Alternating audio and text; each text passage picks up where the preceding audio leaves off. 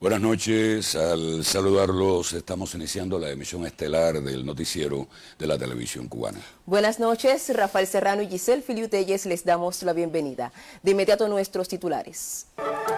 Crisis social y política en Estados Unidos tras toma del Congreso por simpatizantes de Donald Trump.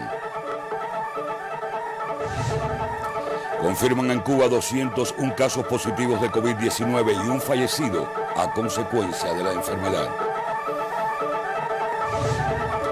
Rememoran en Villa Clara llegada de la Caravana de la Libertad hace 62 años.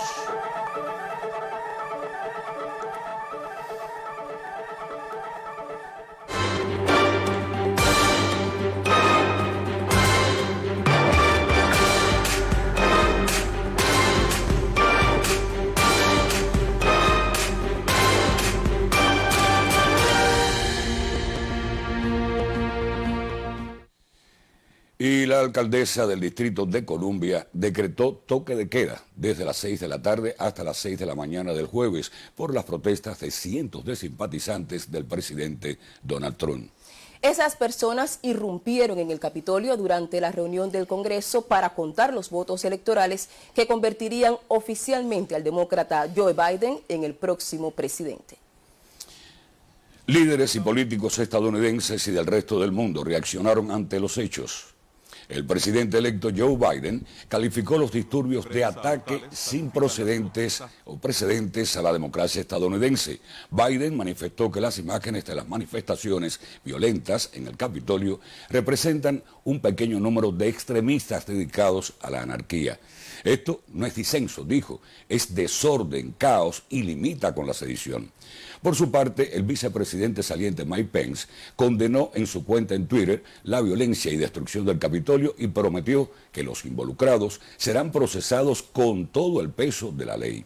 El secretario general de la OTAN, James Stoltenberg, calificó de impactantes las protestas e instó a respetar los resultados electorales que darían la victoria al candidato demócrata Joe Biden. Incluso la Organización de Estados Americanos condenó y repudió los violentos incidentes ocurridos este miércoles en el Capitolio. La organización señala que se trata de un atentado contra las instituciones estadounidenses por manifestantes que desconocen los recientes resultados electorales. La hija del actual presidente, Ivanka Trump, llamó a los manifestantes patriotas estadounidenses. El caos se apoderó del Congreso de Estados Unidos. Medios de prensa locales califican las protestas de insurrección y sedición. Hubo reportes de enfrentamientos entre los manifestantes y la policía y personas baleadas. Tanta fue la algarabía que los servicios secretos evacuaron al vicepresidente Mike Pence y posteriormente a otros miembros del Congreso por túneles subterráneos del Capitolio. Es la primera vez que sucede algo así en Estados Unidos. El día del conteo de votos electorales, hasta ahora, había sido un proceso simbólico. Después de armada la crisis, el presidente Donald Trump instó en Twitter a sus partidarios a mantener la calma. Pero esos hechos se preveían. Horas antes, el propio Trump había dicho que nunca aceptaría la victoria de Biden y llamó a manifestaciones. Ninguno de los que estamos aquí quiere ver que nuestra victoria electoral sea robada por demócratas de izquierda radical envalentonados. Es lo que están haciendo, y robada por los medios de noticias falsas. Se sabía que sería un día difícil. Previamente, varios legisladores republicanos habían asegurado que se opondrían a certificar los resultados de las elecciones de media docena de estados donde Trump alega fraude e irregularidades. Trump había solicitado al vicepresidente Mike Pence que anulara unilateralmente los votos electorales. Ante la negativa de Pence de rechazar los votos, el actual presidente criticó su segundo en las redes sociales. Estados Unidos vive este miércoles el resultado de la influencia de un discurso presidencial presidencial aferrado al poder a toda costa. Un supuesto modelo democrático que exhibe al mundo su crisis como nunca antes en la historia. Junior Smith Rodríguez, Sistema Informativo de la Televisión Cubana. Como vemos, ha sido una jornada caótica y violenta en la capital estadounidense. Toque de queda en Washington, personas arrestadas, enfrentamientos en un día donde se suponía que Joe Biden fuese oficialmente certificado como presidente de Estados Unidos. Asimismo, pero ¿qué relación guardan todos estos eventos que han marcado la jornada en esa capital norteamericana? ¿Qué significa eso para un país que impone su modelo de democracia al resto del mundo? Con el análisis hoy nos acompaña nuestra analista internacional, Cristina Escobar. Buenas noches, Cristina. Buenas noches para ambos, también para usted. Las imágenes que hemos visto hoy parecen propias de una serie televisiva distópica, pero no es ficción. Se trata de una realidad trágica para la historia de Estados Unidos. Hoy era un día marcado por un evento que normalmente pasa inadvertido. Cuando el Congreso cuenta y certifica los votos electorales, un acto formal que confirmaría al demócrata Joe Biden como presidente de Estados Unidos. Todo esto está pasando el día en que otra persona que le ganó a Trump sería oficialmente certificado como presidente. Si este hecho no se concreta, Joe Biden no será certificado. Hay que ver qué pasa en las próximas horas y cómo reaccionan los congresistas. Ya Trump veía disminuidos sus apoyos tradicionales. Desde William Barr, nombrado por él fiscal general del país, que aplicó la agenda trumpista a rajatablas, hasta Fox News, la cadena televisiva estrella del mensaje de Trump, todos tomaron distancia de esta retórica dicha hasta el cansancio de que se robaron las elecciones, de fraude, de que no es verdad, que Trump no ha perdido. El penúltimo recurso al que Trump echó mano fue a su hasta ahora fiel vicepresidente Mike Pence. Le dijo que cuestionara el proceso en el Senado donde él, el vicepresidente, tiene un asiento. Pence se negó en público, porque además la verdad no tiene poder para eso. Pero vamos a poner esto en contexto. ¿Qué pasó ayer? Ya no hoy, ayer. Un grupo de manifestantes pro-Trump fueron a la capital a manifestarse. El presidente incluso les dio un discurso. Les repitió otra vez a esa masa embravecida que las elecciones las habían robado y que el proceso fue fraudulento. No hay evidencia de nada de esto. Y ahí acudió a su último recurso, sus bases. Las personas que lo siguen ciegamente, que ven en él a un ídolo. Esos son los que, envalentonados por la retórica divisionista del presidente, han asediado e invadido el Congreso de Estados Unidos. Hubo quien dijo al principio de la administración Trump que esas imágenes que estamos viendo sería el final. Un enfrentamiento, guerra, violencia. Y otros le dijeron que no, que exageraban, que no sería para tanto. Y es que, ¿qué puede esperarse de un presidente que dijo, cuando estaba en campaña, que él podía matar de un tiro a cualquiera en Manhattan y que ganaría igual? Todavía hoy, cuando estaban encerrados en sus oficinas los congresistas, cuando los policías aguardaban detrás de una puerta apuntando con armas de fuego, hubo congresistas republicanos pidiendo auditorías de las elecciones, repitiendo la retórica que llevó a esta violencia. Y es que estos que se manifiestan no se ven solos, no están actuando por entusiasmo individual. Se ven apoyados y protegidos por Trump, Ted Cruz y muchos otros que todavía al calor de esta tragedia pedían repetir conteos y negarle a Biden su lugar después de haber ganado, oiga usted bien, por más de 7 millones de votos. Y les llamo la atención sobre algo. Invadieron el Congreso de Estados Unidos. Entraron, por ejemplo, a la oficina de Nancy Pelosi, la líder demócrata de la Cámara Baja, ahora reelecta como líder. Se enfrentaron a los policías. Hubo muchos armados que incluso fueron arrestados. Pero me pregunto si los invasores hubiesen tenido piel negra, si la reacción de las fuerzas del orden hubiese sido tan laxa o demorada. Al mismo tiempo, y vamos a poner esto en contexto, hoy se decidía algo muy importante en ese país. Si los demócratas dominan el Senado o no.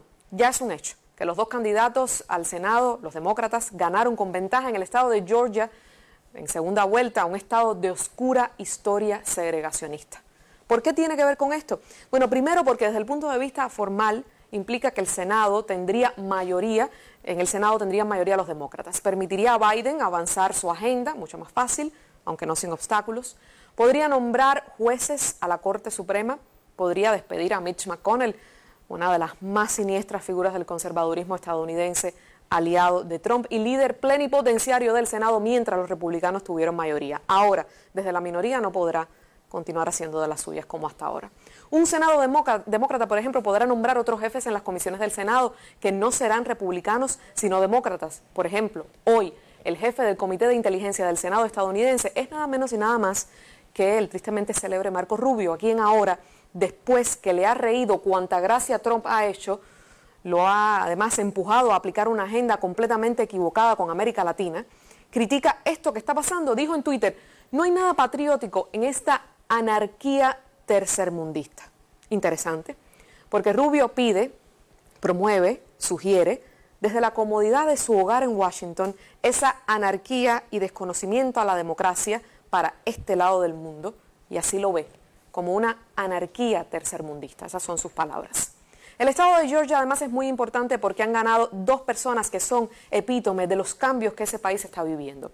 Por un lado, Raphael Warnock, pastor negro de Atlanta, de la misma iglesia donde predicaba Martin Luther King, hijo, el Warnock, de un trabajador negro de ese estado, donde la reacción a la violencia racial fue tal que vio nacer el movimiento por los derechos civiles más profundos de la historia de ese país. Y Jon Ossoff será el más joven senador de Estados Unidos con 33 años. Trabajó antes con John Lewis, afroamericano congresista, que perdiera la vida hace muy poco, y uno de los rostros más importantes de las luchas a favor de los derechos de los negros en ese país. Que Georgia, un estado conservador, republicano por más de 20 años, ahora tenga dos senadores demócratas, progresistas, es una clara reacción a un país que ha visto asesinar a afroamericanos una y otra vez sin que los policías paguen por sus crímenes. Lo que está pasando en Georgia es una reacción incomprendida por la élite blanca tradicional estadounidense. Y es en aldea pequeña lo que está pasando en ese país. Y pongamos en perspectiva la violencia que se vivió hoy en Washington, D.C., en esas mismas escaleras donde debe inaugurarse Biden el 20 de enero. Cuando los policías mataban a sangre fría en la calle a George Floyd, o Jacob Blake era tiroteado por la espalda quedando paralizado y los policías no eran juzgados por sus crímenes, demostraban con eso que asesinar personas de piel negra no tendría ninguna consecuencia. Toda vez que Trump mostró su desprecio por mujeres, mexicanos, adversarios políticos, normalizaba una violencia que no podía tener otra salida que esta que hemos visto hoy.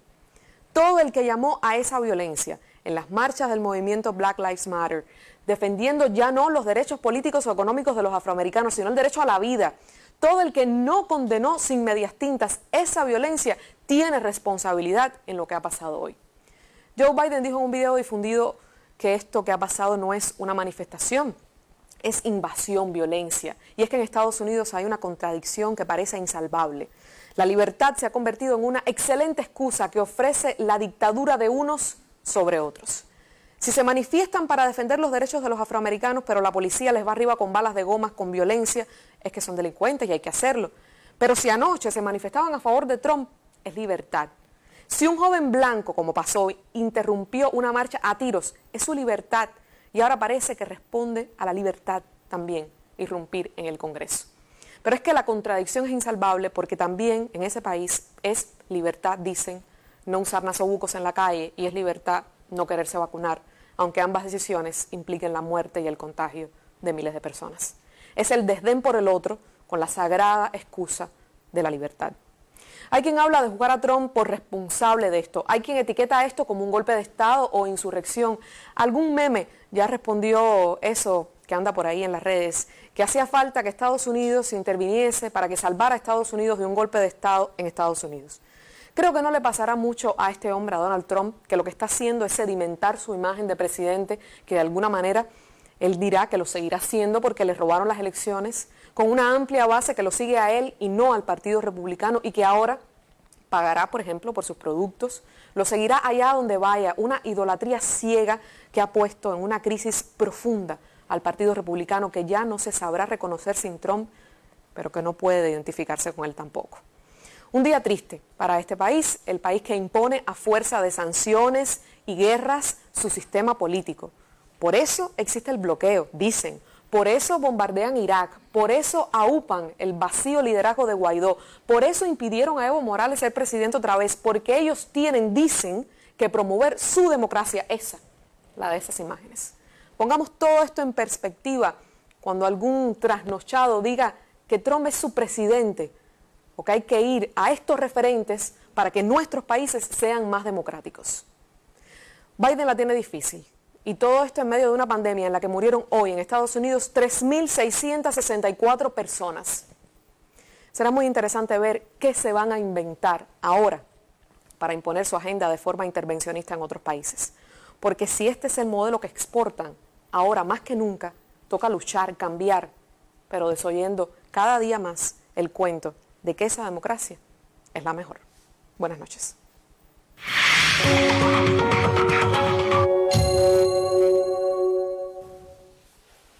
Cuba reportó 201 pacientes positivos a la COVID-19 este martes 5 de enero para un acumulado de 13.165 casos. Tras la disminución de los vuelos internacionales se aprecia un incremento en el número de casos autóctonos. 136 de los 201 pacientes confirmados con la COVID-19 en Cuba este martes 5 de enero fueron casos autóctonos, comportamiento que deviene tendencia tras la significativa reducción de los vuelos internacionales desde inicios de año. En 53 de ellos, de los 136, el 38,9% está relacionado con casos importados o sea, personas que han arribado a Cuba ya con la enfermedad y se ha producido la transmisión. ¿Por qué se ha producido la transmisión? Porque no hemos cumplido con el protocolo que está establecido. La Habana, Matanzas y Villa Clara mostraron dobles dígitos en la cantidad de casos autóctonos durante la jornada de ayer. A dichos territorios se suman Mayabeque, Guantánamo, Artemisa y Santiago de Cuba, como las provincias con mayor tasa de incidencia en los últimos 15 días. Por otra parte, 3 de cada 5 pacientes diagnosticados con la COVID-19 este 5 de enero se mostraban asintomáticos, lo que en opinión del director nacional de epidemiología confirma la necesidad de continuar la realización de estudios poblacionales. Determinadas áreas, determinadas poblaciones donde el riesgo ha sido muy elevado. ¿Por qué?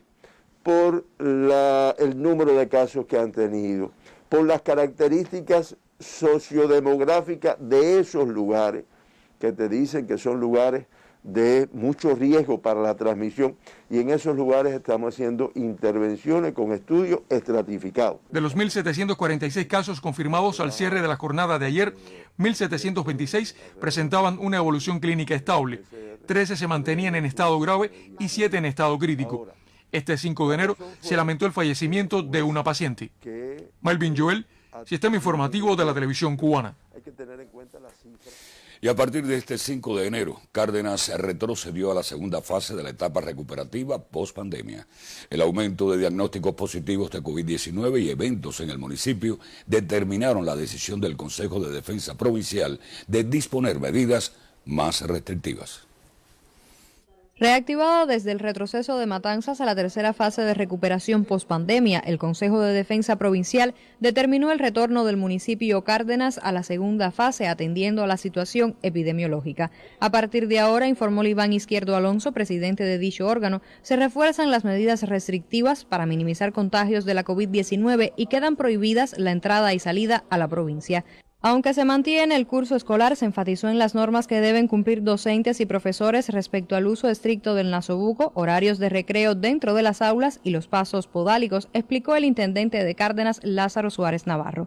Entre otras medidas, se informó la suspensión de visitas a instituciones de salud como el hospital, hogar de ancianos y el materno. De igual modo, las consultas externas cesarán dentro del hospital, como también quedan cerrados bares y centros recreativos en el territorio. Por la elevada transmisión de la enfermedad en el municipio, se habilitó el centro de aislamiento en las cabañas del Central Humberto Álvarez para los casos positivos de COVID-19. Durante la reunión, las autoridades de salud y el Consejo de Defensa Municipal coincidieron en la relevancia de extremar las medidas para proteger a niños, ancianos y pacientes vulnerables. En Matanzas, Isis Hernández Milián, Sistema Informativo de la Televisión Cubana. La situación epidemiológica del país en los últimos días se ha complejizado con el aumento del número de casos positivos a la COVID-19. En la capital se refuerzan medidas por las autoridades del Consejo de Defensa Provincial y de Salud Pública, además del llamado reiterado a la disciplina y la responsabilidad personal. Hasta el Policlínico Docente Boyeros en la capital cubana llegó nuestro equipo de prensa. Esta es el área con mayor incidencia de la COVID-19 del municipio y una de las de más casos positivos en La Habana. Entre las causas fundamentales, a juicio del director de la institución, está la llegada de viajeros, en particular de Estados Unidos y México.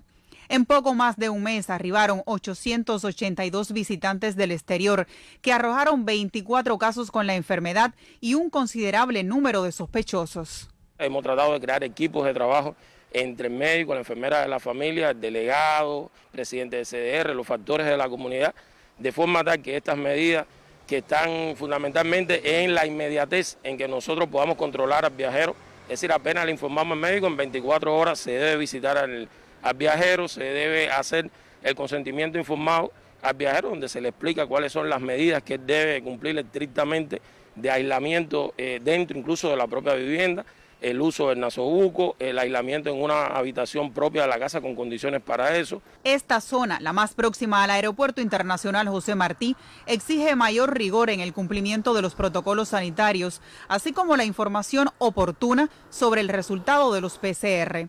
A partir de esta situación se han reforzado las medidas desde los 26 consultorios del área. En la zona tenemos enclavado por la cercanía al aeropuerto varias casas de alquiler, que para eso también hay indicaciones precisas en nuestra guía de atención por control sanitario internacional y ante la pandemia de los casos de COVID. Nosotros oportunamente realizamos la visita, se realiza el control en esas casas de alquiler, se ponen en vigilancia todas las personas que entran en esa casa de alquiler y por supuesto el equipo básico realiza la vigilancia de forma diaria y esperamos también el resultado del 5.º día del PCR de todas las personas que están en esa casa de alquiler. Usted es uno de esos viajeros. Ajá. ¿Cómo ha cumplido usted el protocolo? No, bien. Hemos salido los días, los 2 PCR y después más días en mi casa arreglando un carro ahí, no se veía. Salió poco. La Habana es una de las provincias con más alta tasa de impacto de la COVID-19.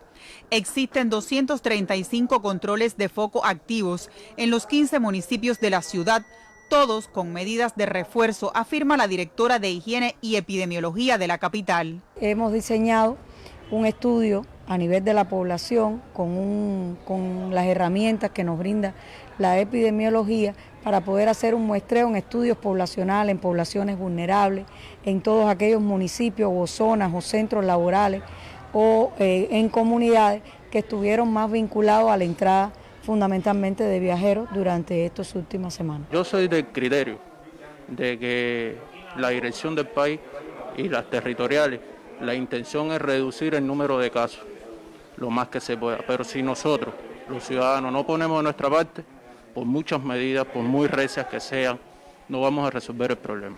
Y cierto es que más allá de medidas de reforzamiento por parte de las autoridades sanitarias y gubernamentales, la percepción del peligro que significa enfermar de la COVID-19 es cada vez menor y el relajamiento está a la vista de todos. Talía González, Sistema Informativo de la Televisión Cubana.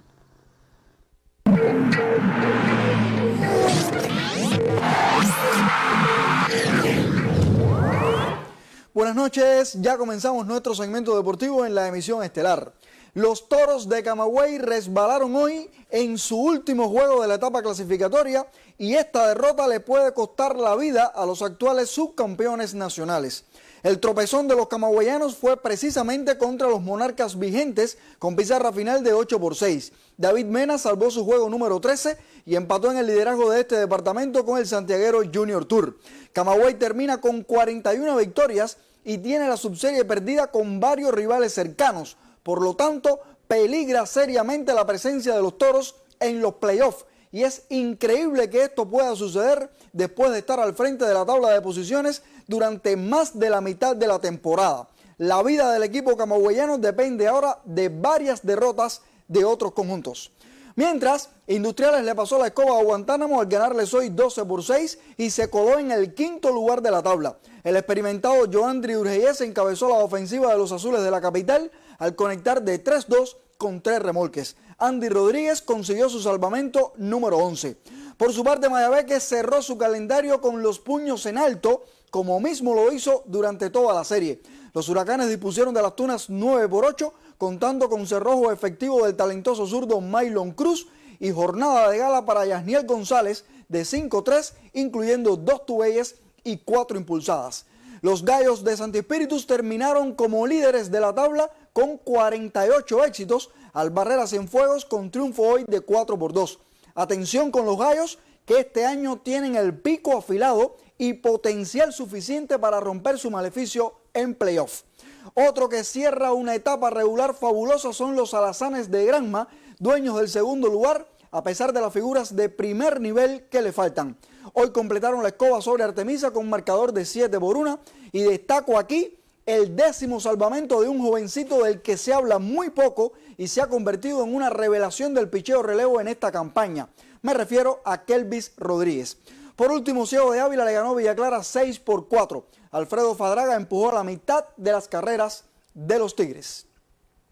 Cambiando de tema, hoy recordamos el 2º aniversario de la partida física del destacado revolucionario, héroe de la República y presidente honorífico del Comité Olímpico Cubano, José Ramón Fernández. Ejemplo de fidelidad a Fidel y Raúl, expresó en Twitter el presidente del INDER, Osvaldo Bento. Nos sigue acompañando en cada tarea y nuevos retos del deporte cubano, publicó en la misma red social el titular de nuestro Comité Olímpico, Roberto León Richard. Y termino con el fútbol, pues el Barcelona ya está entre los 3 primeros de la tabla en la Liga Española y venció hoy al Bilbao 3-2 con un par de goles de Lionel Messi. Y hasta aquí el deporte. Buenas noches. Buenas noches también para ti, Pavel. Como se conoce, la tarea de ordenamiento es un proceso necesario pero complejo que impone nuevos derroteros a la sociedad cubana actual y que tendrá mayor éxito en la medida en que las transformaciones previstas incidan en la satisfacción de necesidades. Claro, eso es algo que no ocurrirá de la noche a la mañana, porque es preciso generar riquezas para poder distribuirlas. Pero cada paso ha de tener en cuenta el sentir de la población en los territorios y esa es una misión que corresponde a los gobiernos locales. Esta noche retransmitimos el comentario que hizo el periodista Abdiel Bermúdez sobre el tema en el noticiero del mediodía. Saludos amigos, muy buenas tardes. El pasado lunes, los ancianos de la Casa de Abuelos de Levisa, en el holguinero municipio de Mayarí, se despidieron de su profesora de apreciación literaria. Consideran que la nueva tarifa a pagar de 792 pesos, como establece la resolución 351 de 2020, y aquí ustedes la ven, es demasiado para ellos dependientes de una pensión. Y aunque entienden la necesidad del ordenamiento monetario, escribieron una carta solicitándoles revisar el asunto a las instancias del municipio. La firmaron y se fueron. Otra historia, también real. El periodista avileño José Alemán Mesa no pudo comprar hace 3 días gelatina para su sobrina en la tienda El Reloj de Cimex, en el Consejo Popular Orlando González del municipio de Majagua. Tenían dinero en CUC, pero la tienda no lo aceptaba. De hecho, solo una lo hace en todo el municipio. Y tenían tarjeta magnética, pero allí no estaba actualizado el POS. Y se fueron, preguntándose como nos preguntamos todos, por qué las cadenas de tiendas del país y también Palmares, Caracol y hasta los Silvain en La Habana, que no son de comercio, no reciben el CUC que posee la población durante los próximos 6 meses, como se había previsto. Y así además aligeran las colas enormes de bancos y cadecas. Digo más, en los últimos días, los SAF de Puerto Padre, hablo específicamente de los sistemas de atención a la familia en ese municipio tunero, han experimentado una disminución del número de comensales que han declinado asistir a estas instituciones porque ya no se trata de un servicio subsidiado. Y si antes pagaban 2 pesos por almuerzo y comida, ahora deben pagar 26, lo que en un mes de 31 días sumaría 806 pesos. Y han optado por cambiar su esquema alimentario y no ir, aunque para ser justos, la realidad es que tienen su canasta y el Estado sigue subsidiando a aquellos en condiciones de vulnerabilidad. Es algo que no ocurre solo en Las Tunas, según vimos ayer en la mesa redonda dedicada a la capital. En este espacio televisivo, el nuevo director provincial de comercio también dijo que la ensalada de helado en las canchas y torres de Copelia cuesta 25 pesos porque la bola vale 5 pesos. Pero en el reportaje que publicó ayer este mismo noticiero, el precio era de 30 pesos, como se muestra aquí en esta imagen. Y la explicación se la dio una expendedora al periodista Richard Drix. Ahora lo que venden es la combinación de helado y usted como consumidor lo toma o lo deja.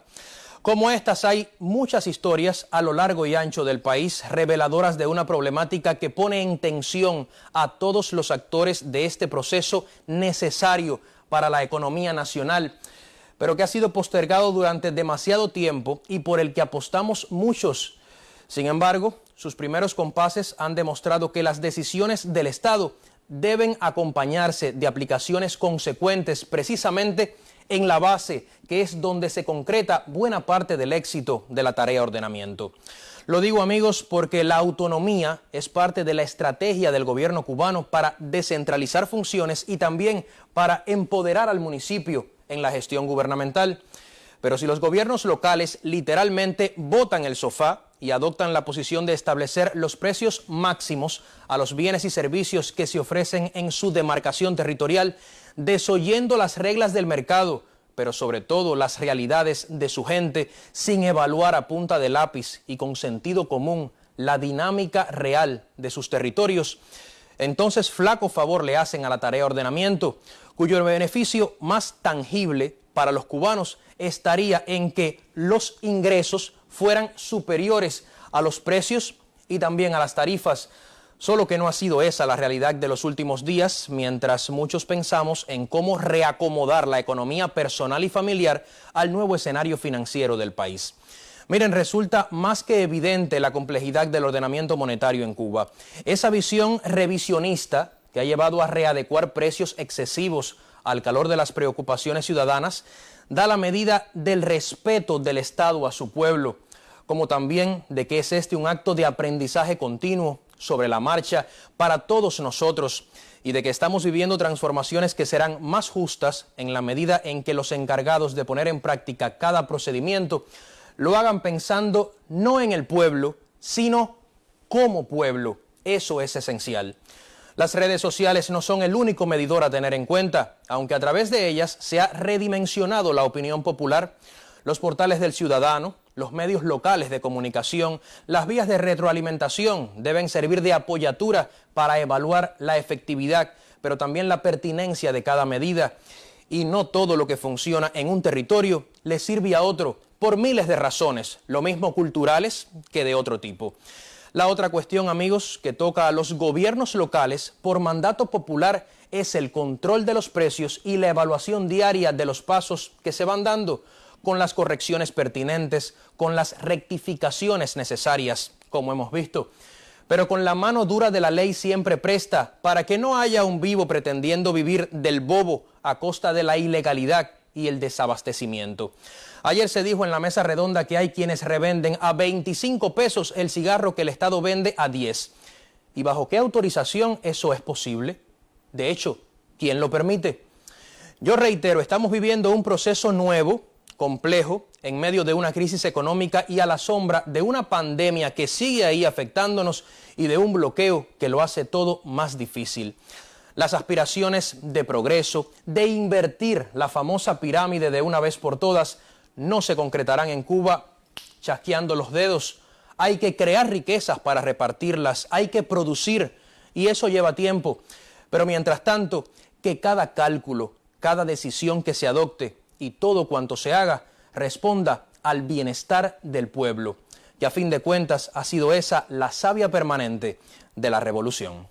Es todo por hoy, pero volveremos en otro momento y cuento con sus opiniones y criterios para pensar juntos el país que queremos. Muy buenas tardes para todos.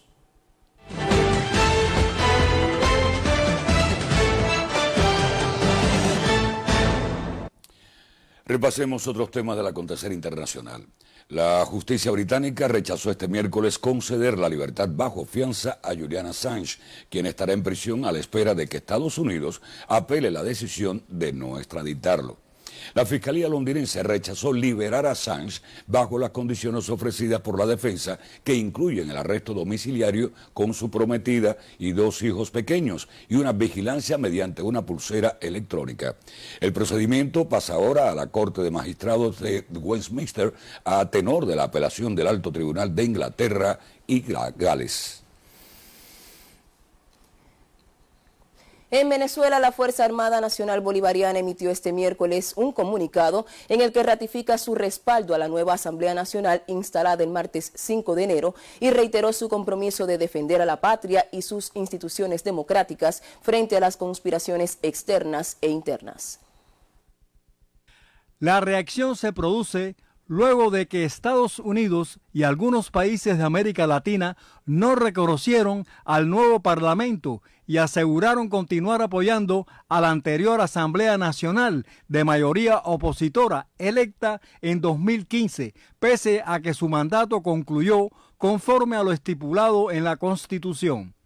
El jefe de la diplomacia de la Unión Europea, Josep Borrell, expresó hoy que el bloque comunitario mantendrá contactos con todos los actores políticos y la sociedad civil de Venezuela, luego de ser instalada la nueva Asamblea Nacional, aunque eludió ratificar el apoyo y reconocimiento de Juan Guaidó como virtual presidente encargado de la nación suramericana. En tanto, el canciller venezolano Jorge Arriaza rechazó la postura de los países que integran el denominado Grupo de Lima, incluida la República Oriental del Uruguay, por coincidir en el no reconocimiento a la nueva Asamblea Nacional sin fundamentos jurídicos inobservantes del derecho internacional, sesgados ideológicamente y llenos de calificativos agravantes. Jorge Sosa Chacón, Redacción Internacional. Trinidad y Tobago acusó a la Organización de Estados Americanos, OEA, de desarrollar una campaña de desinformación para empañar el buen nombre y la reputación del país caribeño, informa Prensa Latina. La nota denunció al secretario general de ese organismo, Luis Almagro, por desvirtuar los hechos relacionados con la muerte en un naufragio de 33 ciudadanos venezolanos el pasado 6 de diciembre. Asimismo, demandó a la OEA el cese de esa actividad y que el curso actual de esa entidad puede causar daños incalculables a su integridad.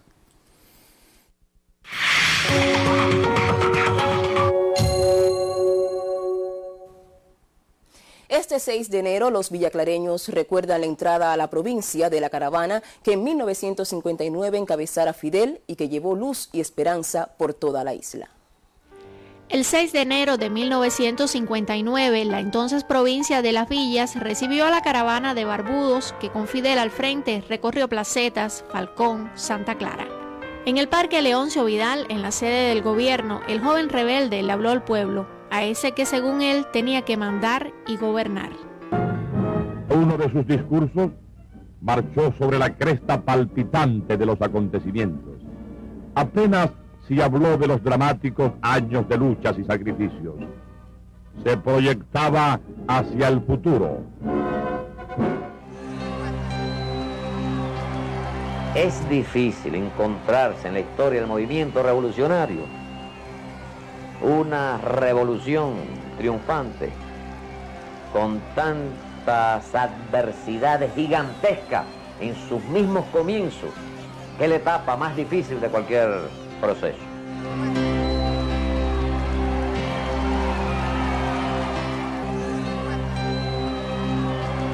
Villa Clara es tierra de caravanas, de historia. Su posición la ha convertido en sitio de tránsito de grandes acontecimientos, como ese día en el que el comandante en jefe señaló su confianza en que el triunfo de la revolución y la apertura de una nueva etapa no eran una quimera imposible. Desde Villa Clara, Griselis Moreno, Sistema Informativo de la Televisión Cubana.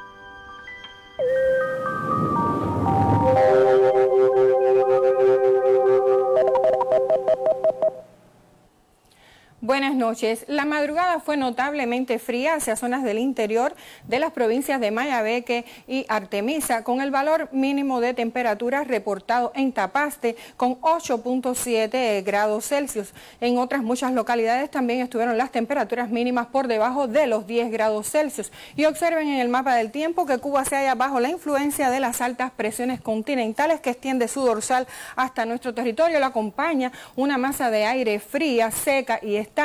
Así se puede observar en las imágenes de satélite que predomina poca nubosidad en la parte occidental, y esto hará que descienda también mucho la temperatura durante esta madrugada, que se pronostica nuevamente fría. Observen el frente frío que se ha debilitado ya y se mantiene con lento movimiento sobre la provincia de Camagüey. En una imagen más ampliada se puede observar que prácticamente se disipan los nublados sobre esta parte de nuestro país, algunos nublados en la porción suroriental, pero allí no ha llegado el frente frío.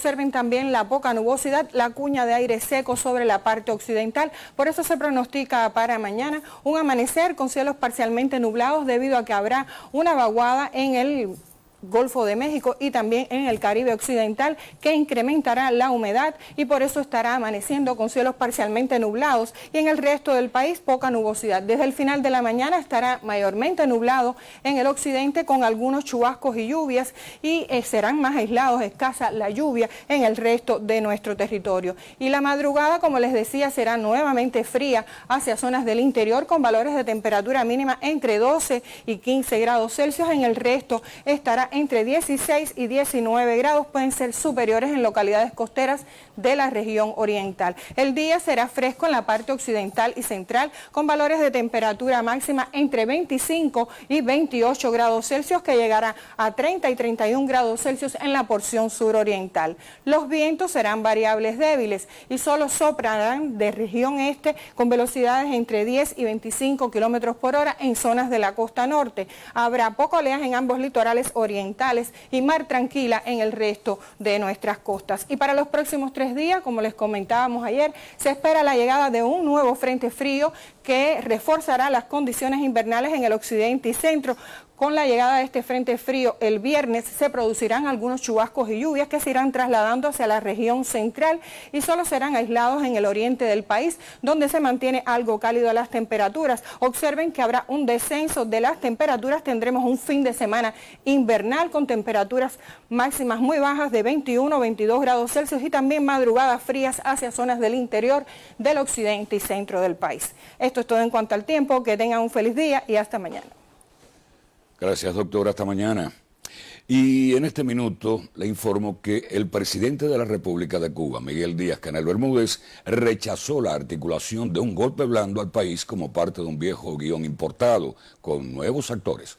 En la red social Twitter, el mandatario cubano escribió: los ideólogos del golpe blando, Open Society en Cuba y la articulación contrarrevolucionaria.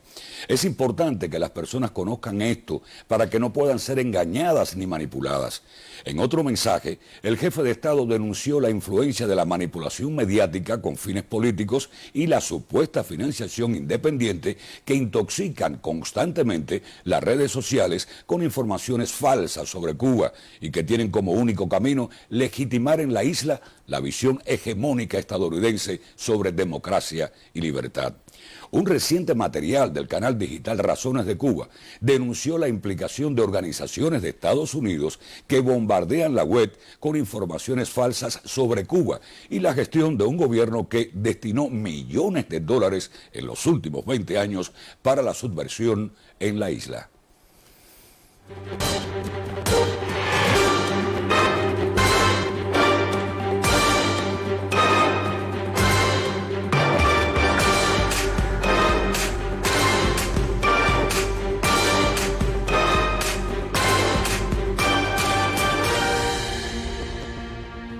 Teniendo en cuenta los eventos ocurridos hoy en Estados Unidos, les comentamos que líderes y políticos estadounidenses y del resto del mundo reaccionaron ante los hechos violentos en ese país.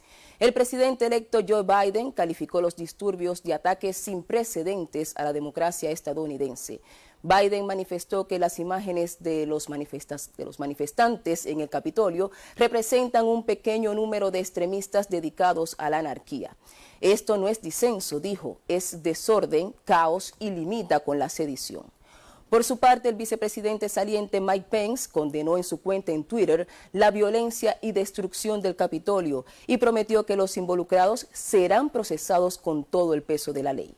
El secretario general de la OTAN, Jens Stoltenberg, calificó de impactantes las protestas e instó a respetar los resultados electorales que darían la victoria al candidato demócrata Joe Biden. Incluso la Organización de Estados Americanos condenó y repudió los violentos incidentes ocurridos este miércoles en el Capitolio. La organización señala que se trata de un atentado contra las instituciones estadounidenses por manifestantes que desconocen los recientes resultados electorales. La hija del actual presidente, Ivanka Trump, llamó a los manifestantes patriotas estadounidenses en Twitter y luego borró su mensaje al retuitar el contenido de su padre. Presidentes y ministros de Exteriores de España, Italia, Alemania, Francia, Canadá, Argentina, Colombia, Ecuador y otras naciones condenan las acciones de este miércoles y llaman a respetar los resultados de las elecciones. Bueno, y la irrupción en el Congreso estadounidense de simpatizantes de Trump ha sido catalogada por las propias autoridades políticas de ese país como un ataque a la democracia de ese país sin precedentes en la historia moderna estadounidense. Para poner en contexto los hechos de este miércoles, se encuentran en el estudio nuestro compañero periodista Junior Smith y Santiago Pérez, subdirector del Centro de Investigaciones de Política Internacional de La Habana. Sí, efectivamente nos encontramos acá con el profesor Santiago Pérez, investigador y subdirector del Centro de Investigaciones de Política Internacional de La Habana, que nos va a poner en contexto lo acontecido en esta jornada en el Capitolio estadounidense, cuando manifestantes, seguidores de Trump, irrumpieron en ese recinto, interrumpieron la reunión que se celebraba para poner lo que pensaban, lo que ellos entienden que su presidente debe continuar siendo Donald Trump. Profesor, buenas noches, bienvenido. Cuéntenos, coméntenos sus valoraciones acerca de lo acontecido en esta jornada en Estados Unidos. Yo creo que es algo inusitado, no había pasado en la historia de los Estados Unidos. Yo creo que en primer lugar demuestra el carácter de la crisis que existe en ese país, en un país estable, sin grandes polarizaciones. Esto no hubiera pasado, ¿no? Recuerda los golpes blandos que los mismos norteamericanos han estado haciendo por el mundo, ¿no? En Ucrania, que han querido hacer en Venezuela, en Bolivia, etcétera, ¿no? Yo creo que ilustra en primer lugar el estado de crisis. No solo es la crisis política de polarización evidente que hemos visto, es el resultado de una crisis económica, una crisis sistémica, una crisis institucional. Yo diría que eso es en primer lugar. En segundo lugar, esta reacción de los partidarios de Trump de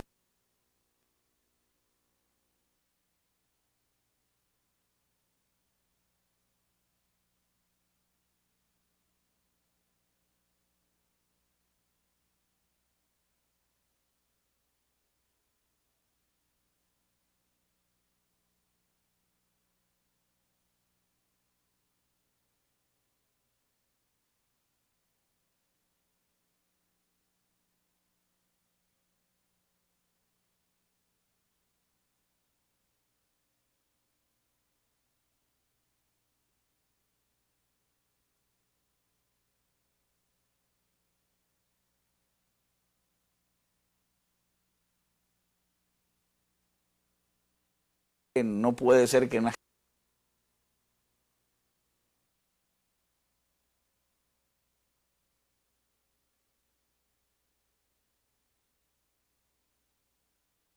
que ellos representaban el partido del law and order, como le llaman ellos, ¿no? De la ley y el orden. Pero yo creo que es muy importante, en cuarto lugar, el descrédito completo de los Estados Unidos desde el punto de vista del ejemplo de democracia que ellos han querido estar dando. Bueno, ya se la pasan dando elecciones a todo el mundo, ¿no? De democracia y tal. Bueno, sí, uno se pregunta, profesor, ¿qué va a pasar entonces los próximos días en Estados Unidos? Porque se ven las imágenes de las personas irrumpiendo en esa sesión conjunta entre la Cámara Baja y el Senado estadounidense, donde debían ser cortados los votos electorales por el vicepresidente Mike Pence. ¿Qué pasará entonces? ¿Cómo esto que ha pasado hoy afecta los próximos días hasta el 20 de enero, donde debería haber una transición, digamos, pacífica, debería ser entre el presidente Trump y el presidente electo Joe Biden? Mira, la sesión de hoy era prácticamente de puro trámite, porque ya las elecciones se dieron, ya están certificadas en los distintos estados. La reunión de hoy en el Congreso te decía que era de puro trámite, pero es la que desde el punto de vista judicial y desde el punto de vista procedimental garantizaría ya y pondría el punto final a toda esta situación. No creo que vayan a haber alteraciones fundamentales en el sistema político norteamericano ni en el proceso ya de confirmación final de Biden de aquí hasta el 20 de enero. Sí va a haber necesidad de cambios, digamos, de procedimiento y tal, porque no es una situación inusitada, pero más allá del tema de aquí hasta el 20 de enero, yo creo que va a tener profundas implicaciones políticas al interior de los Estados Unidos y al exterior. Bueno, al exterior ya un poco lo hemos mencionado, el nivel de descrédito, ¿no?, que ha tenido el sistema político norteamericano. Y la democracia estadounidense. Claro, lo que ellos plantean, ¿no? Recuerda que ellos dicen que son la nación excepcional, ellos dicen que son la ciudad sobre la montaña, las que son el ejemplo, y aquí se ha visto que son una república bananera, ¿no? Ahora, te decía que desde el punto de vista político, habría que ver qué va a pasar, cuál va a ser el desmarque al interior del Partido Republicano, qué van a hacer esos 75 millones de votantes que lo hicieron por Trump. Es verdad que Biden tuvo 81 millones, tampoco hay que excluir esto. ¿Cómo se va a dar en la concreta el nivel de inestabilidad en ese país? Porque esto es un ejemplo de tendencias mucho más complicadas. Y sobre todo, ¿cómo va a poder gobernar Biden? Es una situación realmente compleja, aunque si bien ha ganado el Senado, pero 50-50.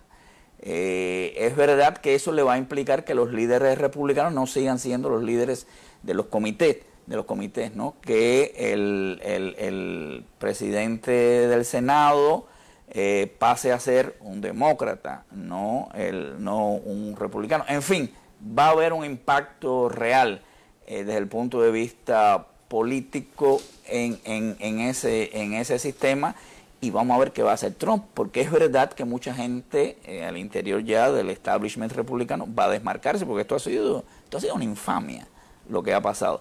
Pero cómo desde el punto de vista político van a articularse sus seguidores, etcétera, yo creo que es un tema por ver. Bueno, gracias por invitarme. No, gracias a usted, profesor, por acompañarnos en nuestra emisión. Estaremos siguiendo minuto a minuto lo que acontezca en Estados Unidos en una jornada totalmente atípica. Se ha dicho, lo han dicho las principales autoridades del país, que ha sido atacada la democracia de una manera sin precedentes en ese lugar. Continuamos con más informaciones en la emisión estelar.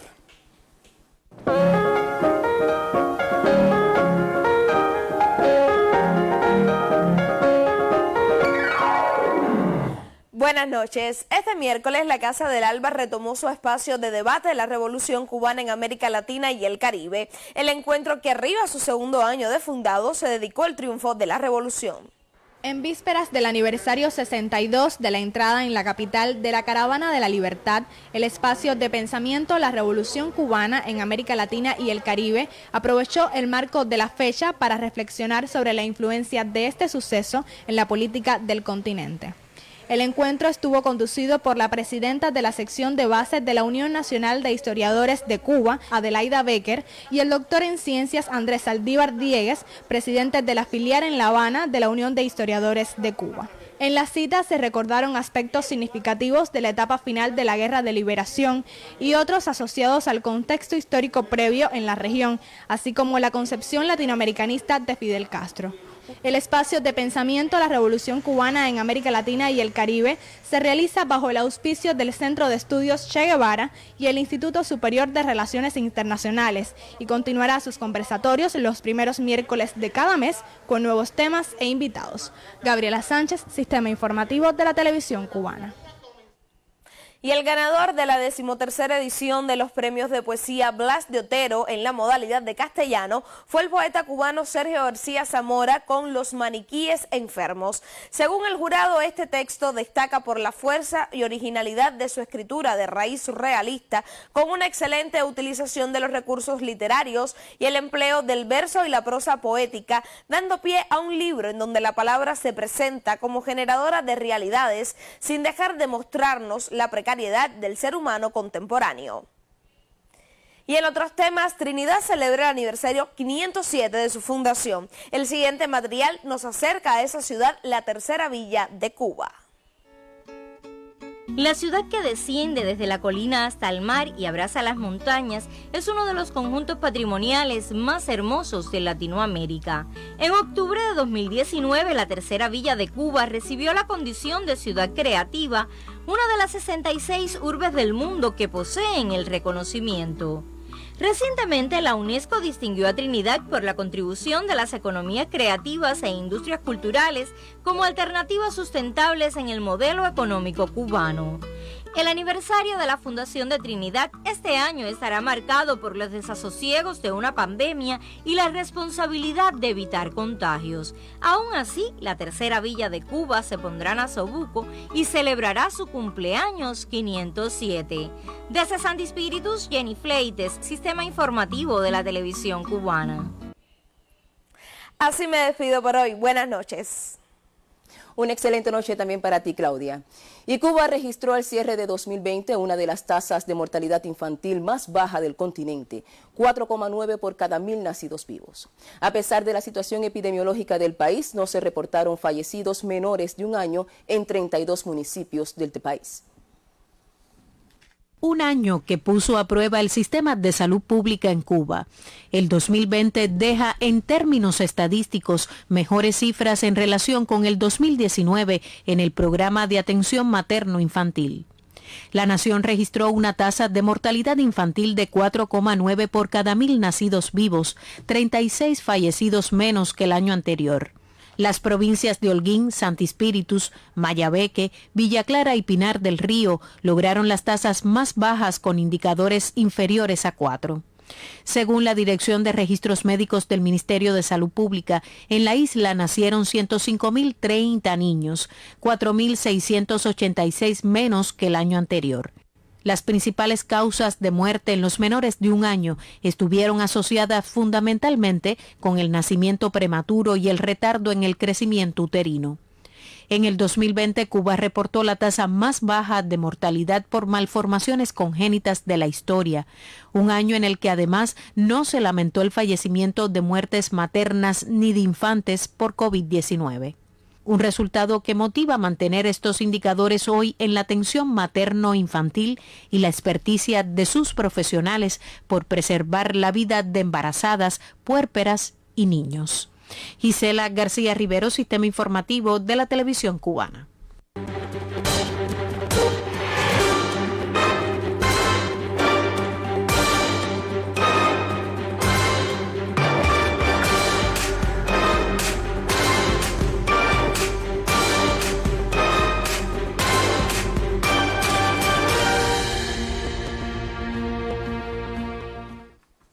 Y como era de esperar, tenemos información de último minuto.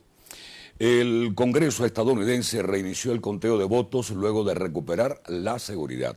También conocimos que Twitter suspendió por 12 horas la cuenta del presidente estadounidense Donald Trump por las repetidas y graves violaciones de su política de integridad cívica.